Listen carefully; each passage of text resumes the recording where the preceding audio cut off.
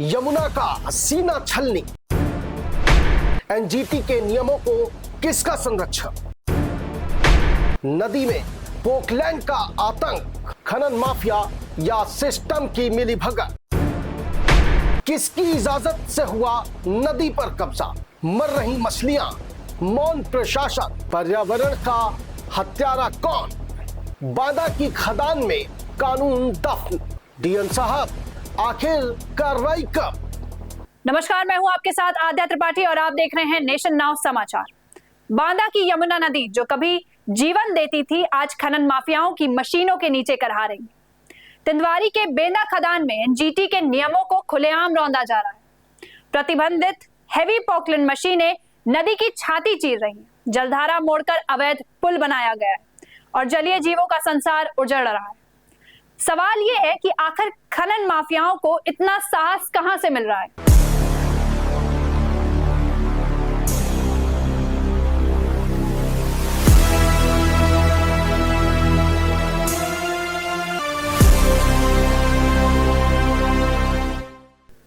कैमरे में कैद ये तस्वीरें किसी विकास कार्य की नहीं बल्कि यमुना नदी के विनाश की कहानी बयां कर रही हैं। तिंदवारी थाना क्षेत्र के बेंदा खदान में एनजीटी के नियमों को धता बताते हुए हैवी पोकलैंड मशीनें खुलेआम नदी की तलहटी खोद रही हैं। जिस नदी को जीवनदायिनी कहा जाता है, उसी नदी के सीने पर अब मशीनों के पंजे चल रहे हैं। स्थानीय लोगों को आरोप है कि खनन माफिया अशोक और बबलू के संरक्षण में यह पूरा खेल लंबे समय से चल रहा है। तस्वीरों में साफ देखा जा सकता है कि किस तरह भारी मशीनें यमुना नदी के भीतर उतरकर खनन कर रही हैं। एनजीटी के नियम साफ कहते हैं कि नदी की जलधारा में मशीनों से खनन प्रतिबंधित है, लेकिन यहां नियमों की नहीं बल्कि खनन माफियाओं की चल रही है। और सबसे हैरान कर देने वाली बात यह है कि खनन के लिए नदी की प्राकृतिक जलधारा तक मोड़ दी गई।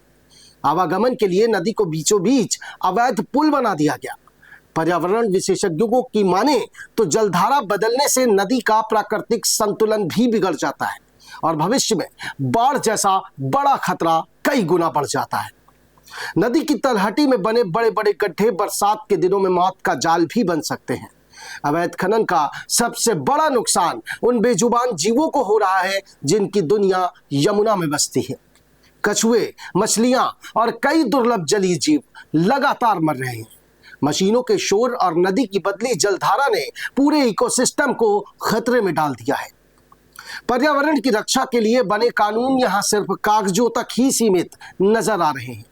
वहीं दूसरी ओर दिन दहाड़े चल रहे इस अवैध खनन पर खनिज विभाग और पुलिस प्रशासन की चुप्पी भी सवालों के घेरे में है।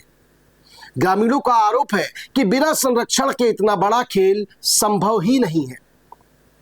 और अब सवाल यह है कि जब मशीनें नदी में उतर रही थीं, जब जलधारा मोड़ी जा रही थी, जब अवैध पुल बनाया जा रहा था, तो जिम्मेदार विभाग आखिर क्या कर रहे थे? और अब देखना यह होगा कि जिला प्रशासन और खनिज विभाग इस रिपोर्ट के बाद क्या कार्रवाई करते हैं या फिर यमुना को यूं ही खनन माफियाओं के हवाले छोड़ दिया जाएगा। Bureau report, Banda, nation now समाचार।